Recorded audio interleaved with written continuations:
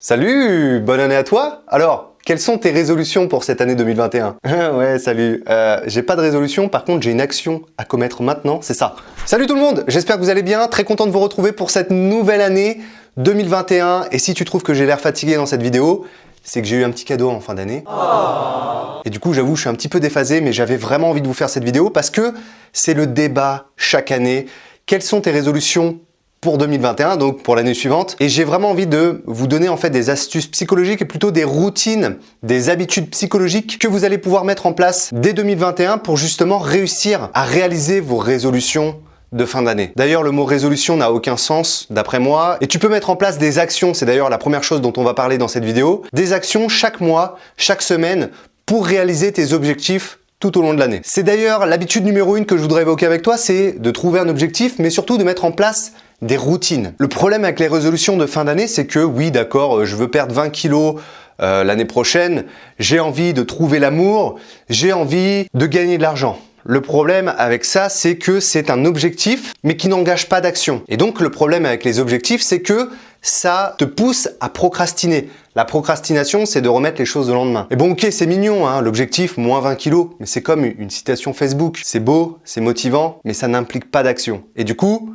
tu procrastines, tu ne fais rien du tout. Pour réussir dans la vie, observe les gens qui réussissent. Tu vois, ça n'a aucun sens. L'objectif numéro 1, c'est vraiment de mettre en place des actions plutôt que de voir des objectifs grandioses. Si tu veux perdre 20 kilos, quelles sont les actions que tu vas pouvoir mettre dès demain matin pour justement perdre ces 20 kilos? Qu'est-ce que tu ne vas pas manger? Qu'est-ce que tu vas justement manger? N'essaye pas de te dire, dans 2 mois, je vais perdre 20 kilos. Il faut vraiment en fait que tu segmentes tes objectifs en action et de cette manière, tu vas pouvoir les installer dans ta routine et ce sera beaucoup plus simple à la longue de réussir cet objectif global. Il doit juste être en tâche de fond en fait au quotidien et c'est tes actions qui vont guider en fait la marche à suivre. Donc de manière pratique, c'est ça qui se passe. Pour perdre 20 kilos, je vais manger tel repas. Pour trouver l'amour, je vais parler à 5 personnes par jour par exemple. Pour ne plus être timide, je vais discuter avec tous mes collègues de boulot une fois par jour. Et c'est quelque chose que j'aborde énormément dans mes coachings, c'est la répétition. En répétant les mêmes choses, c'est exactement comme ça qu'un apprentissage se met en place. En mettant en place chaque jour des actions, ça va devenir un mécanisme psychologique qui va s'intensifier, qui va se muscler jour après jour. Donc pense à des actions plutôt qu'à des objectifs globaux. Habitude psychologique numéro 2, alignez vos objectifs à vos valeurs. Retenez bien cette phrase, vos aspirations à long terme vous poussent dans une direction,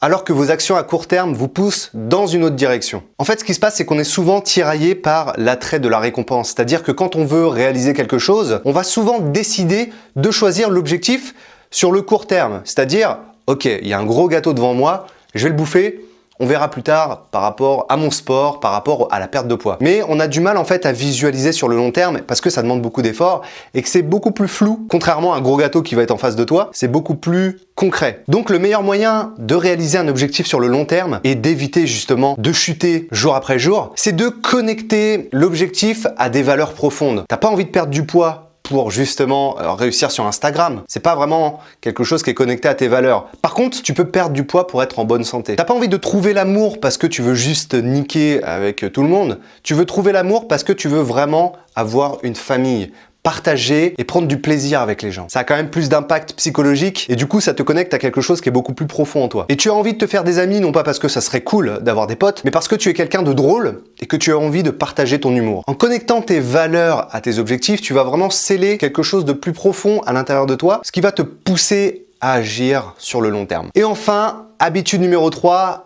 anticiper les obstacles. C'est le problème en fait tout au long de l'année, c'est que parfois tu vas te dire non, je ferai ça demain parce que j'ai des courses à faire, parce que je dois m'occuper de ma grand-mère, parce que je dois aller au boulot, j'ai pas le temps, du coup je dois dormir, je dois aller aider un pote, je dois faire telle ou telle chose. En bref, tous les obstacles que tu vas avoir tout au long de l'année, ça va te pousser à ne pas agir et à oublier un petit peu tes objectifs sur le long terme. Ce que tu peux faire dès maintenant en fait, c'est de prendre une feuille et un papier et de te dire quels sont les obstacles en fait actuels, les obstacles passés que tu as eu pendant tes résolutions de 2020, de 2019, etc. Quels sont les obstacles qui t'ont empêché de réussir tes objectifs? Liste bien tous les freins qu'il y a eu tout au long de l'année. Ça peut être la motivation, ça peut être les problèmes de famille, toutes les choses en fait qui créent des blocages et qui t'empêchent de réaliser tes objectifs. Liste tous ces obstacles-là et quel plan tu vas pouvoir mettre en place pour justement contrer ces obstacles. Il y a un obstacle qui arrive, quelle action tu peux mettre en place en face. Donc prends une feuille et un crayon, ou alors prends ton ordinateur, c'est vrai qu'on est en 2021, technologie. Quels sont les obstacles que je vais pouvoir avoir par rapport à mon objectif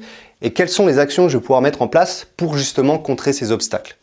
C'est une petite vidéo parce que j'avais très envie de parler de ça depuis des années et je me suis dit arrête de procrastiner et balance cette vidéo tout de suite. J'espère que cette vidéo t'a plu et si vraiment ce format-là te plaît avec 2-3 astuces comme ça sur la psychologie pour justement bien réussir dans ta vie sociale, émotionnelle, n'hésite pas à me le dire par commentaire, à mettre un pouce en l'air et à commenter. Merci beaucoup, on se retrouve très vite et... Hey, salut! Et tu peux rejoindre notre école d'intelligence sociale. Je t'explique dans la description. Moi je suis Raskar Kapak et je t'attaque avec mon mag. La vie une chose trappe, pas de quartier quand les lyrics frappent. Mon sourire te glace comme un